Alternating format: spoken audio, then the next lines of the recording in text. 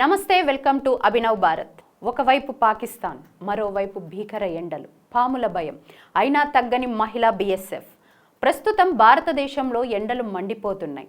బయటికి వెళ్ళలేని పరిస్థితులు నెలకొన్నాయి.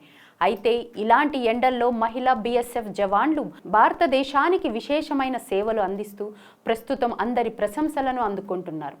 45 డిగ్రీల సెల్సియస్ ఉష్ణోగ్రతలో కాలిపోయే ఎండల్లోనూ మన దేశ సరిహద్దులను కాపాడేందుకు మహిళా బీఎస్ఎఫ్ సిబ్బంది నిరంతరం గస్తీ తిరుగుతున్నారు. వారి ధైర్యం, దేశభక్తి నిజంగా స్ఫూర్తిదాయకం. పగలు రాత్రి తేడా లేకుండా వారు గస్తీ తిరుగుతూ సరిహద్దులను కాపాడుతూ ఉన్నారు. భారీ ఆయుధాలను మోయడం, కఠినమైన భూభాగంలో నడవడం వంటి సవాళ్లను వారు భరిస్తున్నారు. వేడి, ఎండలు, దుమ్ము, ఈ కఠినమైన పరిస్థితుల్లోనూ మహిళా బీఎస్ఎఫ్ సిబ్బంది గస్తీ కార్యకలాపాలను నిర్విరామంగా కొనసాగిస్తున్నారు.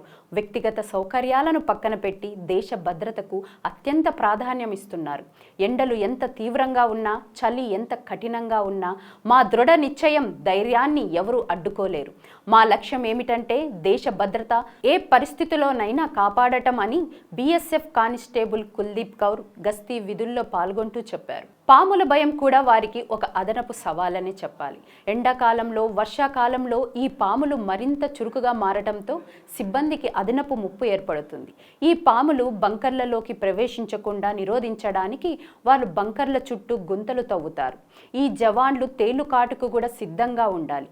కుట్టిన వెంటనే చికిత్స చేయాల్సిన అవసరం ఉంటుంది కాబట్టి మందులను కూడా వారి వెంటే తీసుకొని వెళ్ళాలి. ఇన్ని కఠినమైన వాతావరణ పరిస్థితులను లెక్క చేయకుండా వారు తమ విధులను నిర్వహిస్తున్నారు. ఉగ్రవాద దాడుల వంటి ముప్పులను ఎదుర్కొంటూ దేశ భద్రతను కాపాడుతున్నారు. ఇన్ని సవాళ్లను ఎదుర్కొంటూ ముందుకెళ్తున్న మన బీఎస్ఎఫ్ మహిళా జవాన్లకు మన అభినవ్ భారత్ తరఫున సెల్యూట్. జై హింద్.